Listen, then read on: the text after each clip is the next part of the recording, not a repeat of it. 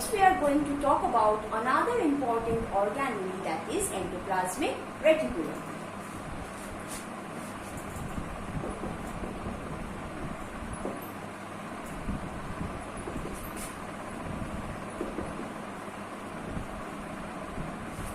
So endoplasmic reticulum has irregular network of tubular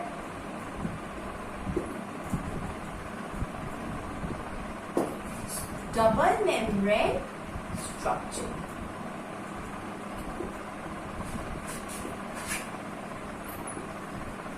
It is a double membrane organelle.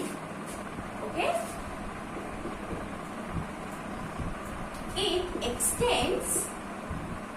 It extends from the outer plasma membrane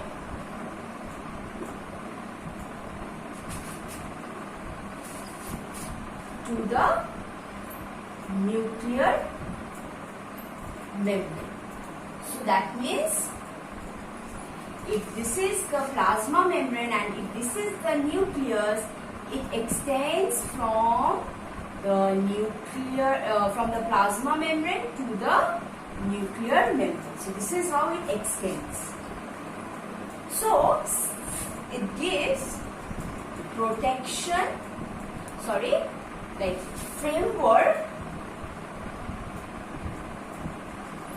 and shape to the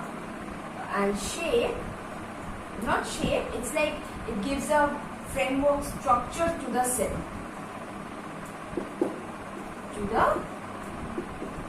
It gives some shape, structure, framework to the cell. Now, endoplasmic reticulum, this ER can be of two types. It can be rough, it can be smooth. Rough endoplasmic reticulum, RER or SER.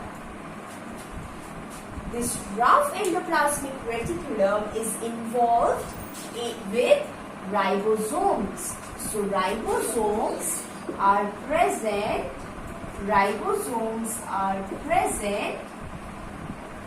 on its surface. So ribosomes are present on its surface of the endoplasmic reticulum. So that is why it is rough endoplasmic reticulum, and in smooth, no ribosomes are present. Since ribosome is involved in protein synthesis, so rough endoplasmic reticulum is involved in RER is involved in helps in synthesis and transport of proteins which are synthesized by the ribosomes on its surface. But in case of smooth endoplasmic reticulum, this is involved in the transportation of glycolipids. So it helps in the secretions and transportation of certain substances or enzymes, and it also helps to liberate the proteins which are helpful for cell wall materials, or you can say for lysosomal enzymes. So mainly endoplasmic reticulum helps in the synthesis and transportation of proteins and fats, and it also helps in the formation of certain glycolipids or certain enzymes or proteins which will be secreted by it.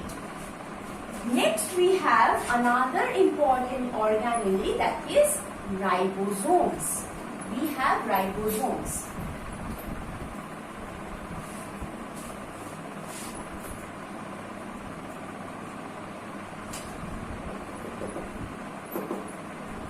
ribosomes, they are like granules, small granules which are scattered in the cytoplasm, or they are scattered in the cytoplasm.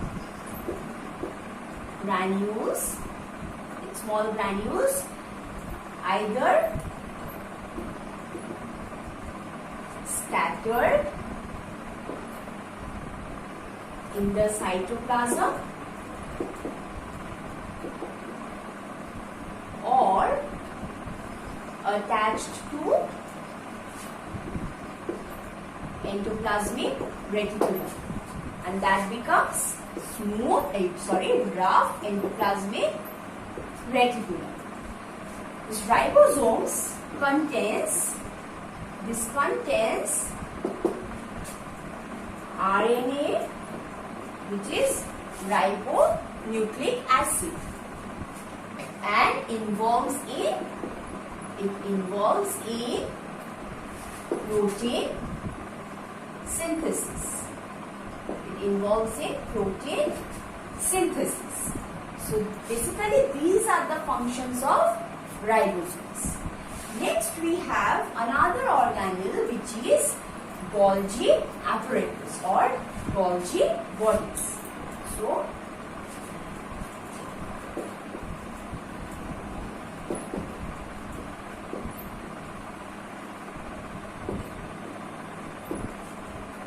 Golgi apparatus. So this is found in the animal cell. In plant cell it is called dictyosome.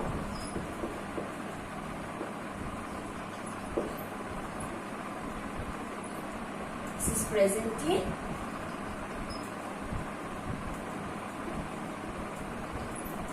plant cell. So in plant cell, instead of Golgi bodies, they have dictyosomes. This Golgi apparatus, they are actually, we can say it's a part of an endoplasmic reticulum. When endoplasmic reticulum secretes any enzymes or proteins, it forms a vesicles. Those are called secretory vesicles, and some part is bud off from the ear, and that forms the endoplasmic reticulum. So basically, Golgi is has a double membrane structure, and it has a flattened structure like this.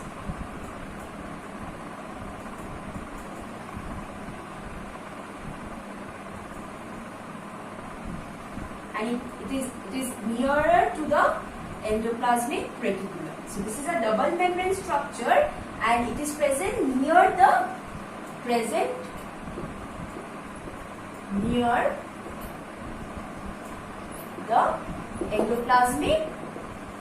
reticulum. So it is present near the endoplasmic reticulum. So its major function is secretion. Secretory. It secretes several enzymes and hormones in the form of vesicles, which are called secretory vesicles. So secretion is the main function of Golgi. It makes glycolipids or certain carbohydrates which are secreted using secretory vessels, which buds off from this Golgi, and this is called secretory vesicles, which contains enzymes or hormones or certain proteins which will be directed to their destined site. Okay, so mainly its function is to secrete certain enzymes or proteins, and it also tag a protein or tells a protein where its destination is, whether it will go to the plasma membrane or whether it will go to mitochondria or to the nucleus or to ER. So this is the function of Golgi. So it targets, it gives tags to the proteins to go to their destined place and show its activity. So this is the Golgi apparatus. Now we have another organelle, that is lysosome.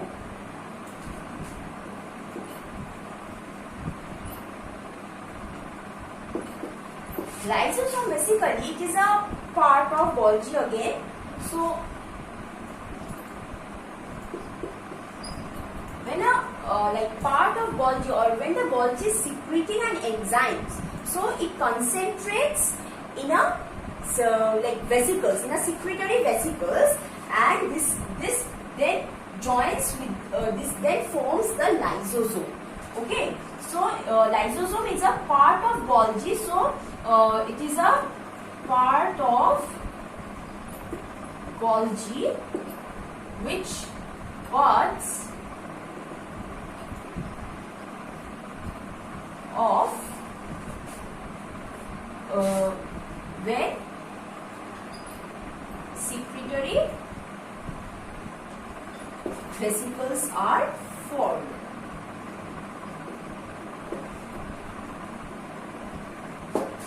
This lysosome, it contains many enzymes. It contains many digestive enzymes, which are, and this is acidic, or its pH is low. So what happens?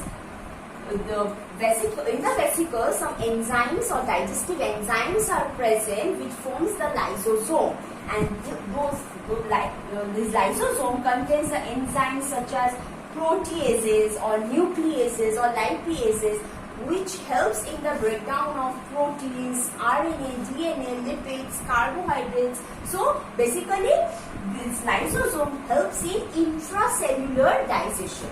So its function is intracellular digestion. So suppose if a protein needs to be broken down, so proteases will come out from the lysosome and it will break down that protein. Now suppose a cell is dead or injured, so that cell needs to be dead or removed from our body. So lysosome contains certain digestive enzymes which are which have a lower pH, that means which are acidic in nature, and those acidic enzymes destroys the other organelles. In other words, lysosome helps in the destruction of other organelles by its destructive or digestive enzymes. That's why lysosome is called suicide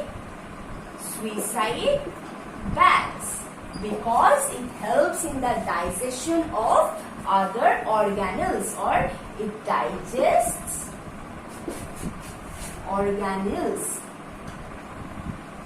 using its digestive enzymes which are acidic in nature, and that's why it is called suicide bag. When this digestion of organelle takes place, when the cell is old or injured. So now we do not need this cell which is old or injured. This cell needs to be removed from our body. That's why lysosome digests all the organelles. So lysosome itself is destroying its own organelles of the cell. That means ultimately it is destroying itself. That's why it is called suicide bag. It also helps to destroy pathogens. It helps to destroy pathogens. How? Suppose this is the cell and certain bacteria has come and attacked this cell. Now what will happen? The cell plasma membrane will extend and it will lead to phagocytosis. So it will allow, so this will lead to phagocytosis. So slowly this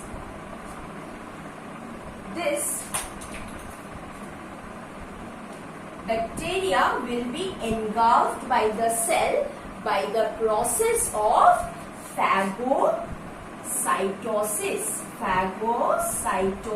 So phagocytosis is a process. It is also called endocytosis, where any substance is engulfed by the cell. So slowly this bacteria will enter into the cell and slowly it will come inside the cell. Now this has formed a structure which is called phagosome. This is called phagosome. Now lysosome is present over here. Now these two will combine. This lysosome, suppose this is the lysosome, these two will combine and it will form a structure which we call phagolysosome. So this is a structure which contains the bacteria. So the digestive enzymes which were acidic in nature will destroy the bacteria. So this is called phagolysosome. So this lysosome helps in destroying the pathogen by secreting or with the help of its acidic enzyme. So these functions of lysosome protect the cell from any destruction, or it also helps the cell to be removed when it is injured or when it is required to be removed. Next, we will see another organelle which is centrioles.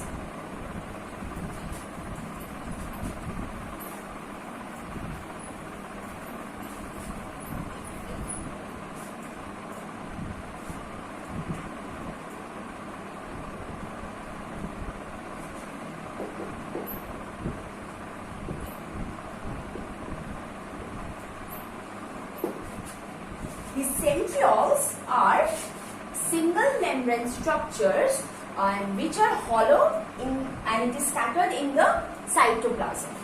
But this is present in a structure, or this is bound by a structure called centrosome. So basically it is like this. So centrioles are something spherical or cylindrical in shape. So something like this. So and it is present in a structure which is called centrosome. So centrioles, they are present in centrosomes. This is present, located near the nucleus. Why? Because this participates in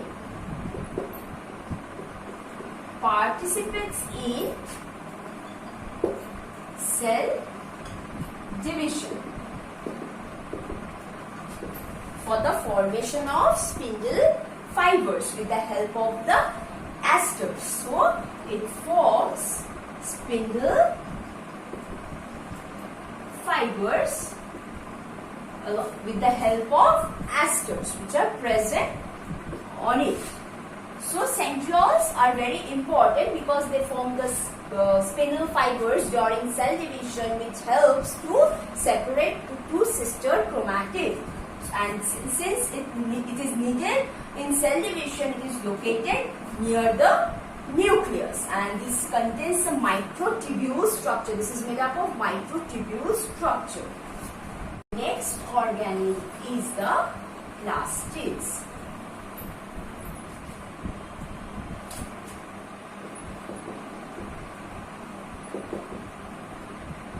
This is found only in plant cell. Remember, this is found in plant cell. This is a double membranous structure. This is a double membranous structure,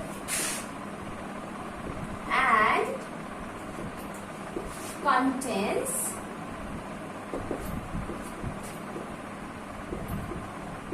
proteinaceous matrix. That means the matrix contains proteins. Now, these plastids can be of three types. Plastids can be of three types.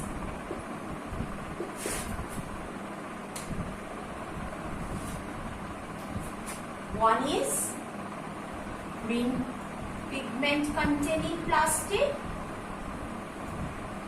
Green pigment containing plastid is called chloroplast.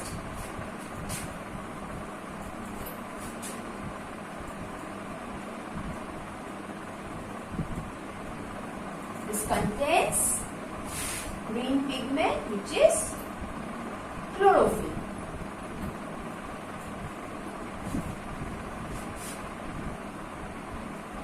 Chlorophyll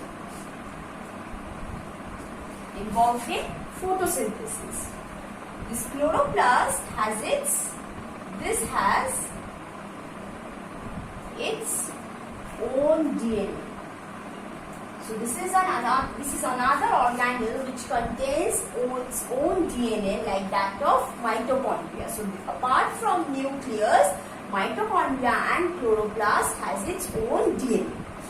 Next type of plastid is leucoplast. This leucoplast is colorless plastid. So different type of plastids has its different role. Like chloroplast is involved in photosynthesis. So this is involved in photosynthesis. This is involved in the storage of starch, storage of fats or proteins. So it is mainly involved in storage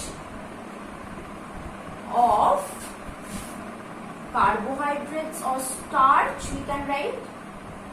That type of plastid is called amyloplast. It can also store oil. That is called elinoplast. It can also store proteins. It is called alluroplast.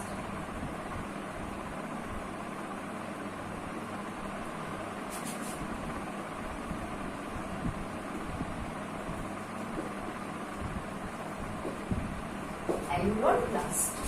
So this is the function of leucoplast, which has no colored pigment. Next we have another type of plastid, which is chromoplast, which contains colored pigments like xanthophyll,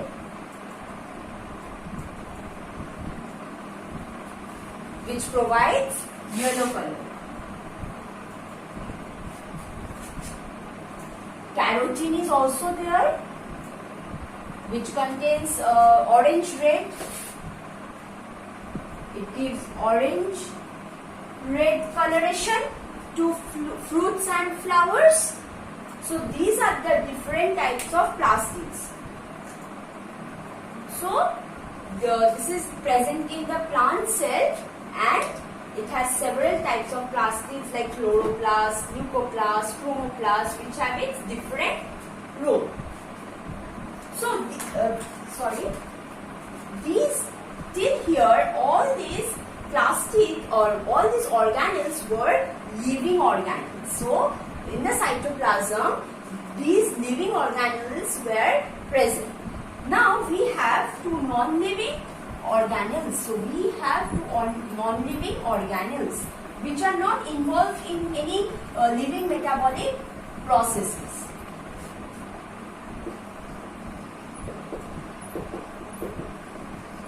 Non-living. So till plastids they were living, and that is called protoplasts. So these two, there are two vacuoles and granules. These vacuoles, this is present both in plant and animal cell, but in plant cell it is very larger in shape, large in size,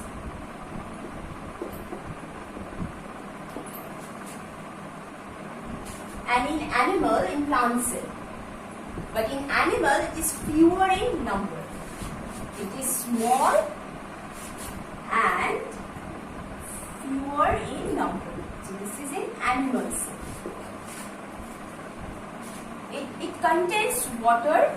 It contains water in it, and it stores different starch, carbohydrates. It can store cell sap. So this is its function. Its function is for storage. Okay, and in granules, these are small droplets or particles, we can say. This also is involved in storage. Like in plants, starch is one kind of granules, we can say, which store the food, and in glycogen in animals, which stores the glucose. And some fat soluble granules are also there, which stores food for the cell. So this is all the organelles which are present in the cell, in the cytoplasm. And remember one thing, cytoplasm, it is a matrix. Cytoplasm is a matrix which contains